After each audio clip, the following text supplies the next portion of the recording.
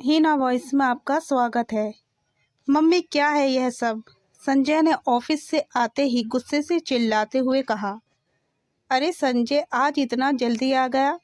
वैसे क्या हुआ? कहना क्या चाहता है? साफ साफ कह बेटा। ओह, बकवास मत करो। सीधी तो ऐसे बन रही हो जैसे कुछ जानती ही ना हो। आपको जरा भी शर्म लिहाज नहीं है? संजय, ये किस तरह बात कर रहा है? जानता भी है तू किससे बात कर रहा है? माँ हूँ तेरी। और ऐसा क्या कर दिया मैंने? मुझे भी तो पता चले जो तू मुझे शर्म लिहाज बताने चला आया। रहने दो माँ, मेरा मुंह मत खुलवाओ।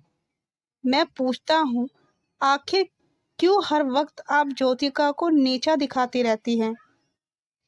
उसकी बात क्यों नहीं समझती आप? अरे पर हुआ क्या? और ज्योतिका को मैंने नीचा? अपनी बहू को? भला मैं ऐसा क्यों करूँगी?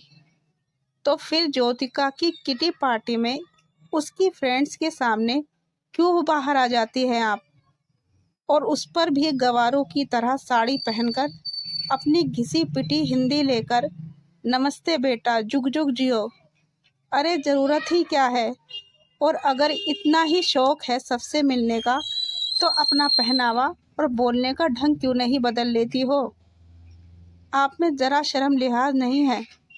संजय ने आंखों की त्योरियां चढ़ाते हुए कहा। ज्योतिका मुझे कई बार शिकायत कर चुकी है तुम्हारी, पर हर बार मैं टाल देता था। लेकिन अब हद हो चुकी है, और अगर ऐसा ही रहा तो जल्द ही मुझे कुछ फैसला लेना पड़ेगा। वाह बेटा वाह, उस वक्त कहाँ था तेरा ये शर्म ये लिहाज, जब तेरे पापा के अचानक गुजर जाने के बाद तुझे एक अच्छी परवरिश देने की खातिर मैंने स्कूल में झाड़ू लगाने की नौकरी की थी। तब तुझे शर्म नहीं आई? जब मैंने खुद फटे हुए कपड़े पहने ताकि तुझे हमेशा अच्छे कपड़े पहना सकूं, लोगों के घरों में बर्तन मांजे, जब उस वक्त मैंने कोई काम करने में शर्म महसूस नहीं की तो आज अपनी संस्कृति सभ्यता के अनुरूप कपड़े पहनने और अपनी मातृभाषा बोलने में कैसी शर्म?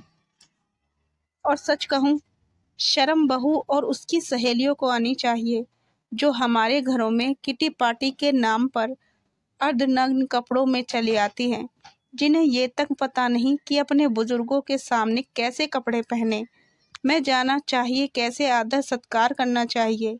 और हाँ बेटा, ये शर्म लिहाज की बात मुझे नहीं, अपनी पत्नी को समझाओ, जिसके कहने पर तन तनाते हुए आए हो। और रही बात फैसला लेने की, तो किसी फैसले की बात कर रहे हो तुम? बेटा, ये घर मेरी मेहनत की कमाई से बना हुआ है, और यदि मेरे रहन सहन से उसे इतनी ही शर्म आती है तो अपना बोरिया बिस्तर बांध कर जा सकते हो, जहाँ रहने खाने में तुम्हें शर्म लिहाज महसूस ना हो। कहकर माँ अंदर चली गई।